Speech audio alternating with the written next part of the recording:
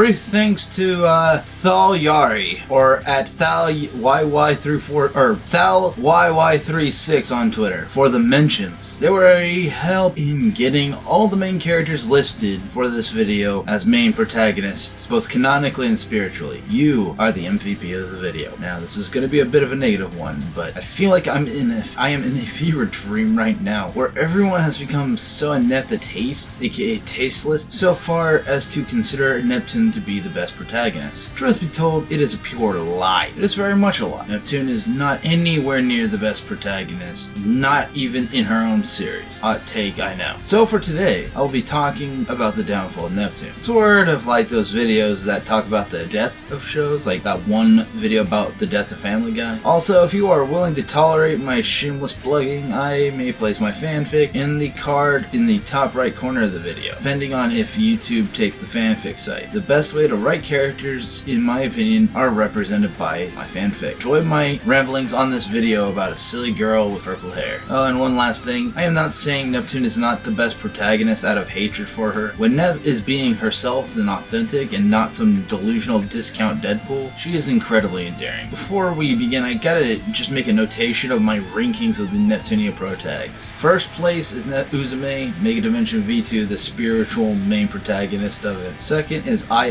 the canonical protagonist for Super Dimension Neptune Sega Hard Girls. Third is Nepgear, the main protagonist for Mark II and Rebirth 2. Segami is the spiritual main protagonist for Super Dimension Neptune Sega Hard Girls. Fifth is Noir, the main protagonist of Hyper Devotion Noir. Sixth place is Neptune, the original Hyperdimension Neptunia. Seventh is Vert, the spiritual main protagonist for Four Goddesses Online. And Blanc, last place, for Mega Tag Dimension Blanc v Zombies. And the way I've categorized this rankings of top to bottom is what they're either exclusively on or their strongest showing on, such as Uzume having the strongest showing on Mega Dimension, IS Super Dimension Neptune, yada yada yada, you get the point. And so, you know, if they're like the main protagonist of one series, they'll be included, yada yada yada. You get the general criterion. That's why I put Neptune as like Hyperdimension Neptunia, which is her strongest showing. You know, characters like Noir, Blanc, IF, Nepgear, etc. all have one specific game. And so I gotta say something real quick. The reason why I keep saying that Neptune is not the best main protagonist is that she's collectively gotten worse over time. She was great, phenomenal in the original Neptunia game, alright? Very in-depth, very caring about her character. There was a level of effort,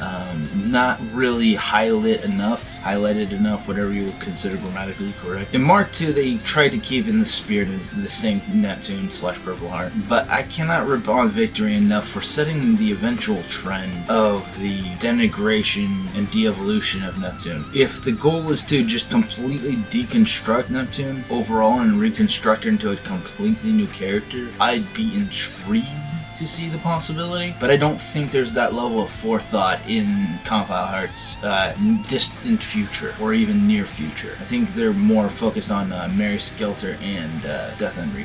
But you gotta understand, the reason why I rank Neptune so low is that in the latest game adapted to the English market, the foreign market, aka Super Neptunia RPG, there's like one very distinct problem, and that is her best scene isn't even her success. Her best scene in the latest game is the weight of the non-canonical bad ending of Super Neptunia RPG. And the reason why is that I've already mentioned before is that her turning her back on Neptune as a protagonist. That will always haunt my memory on this. Not in a bad way though, in a good way. But there's just so many positive traits that other main protagonists have that keep the top 5 right above Neptune.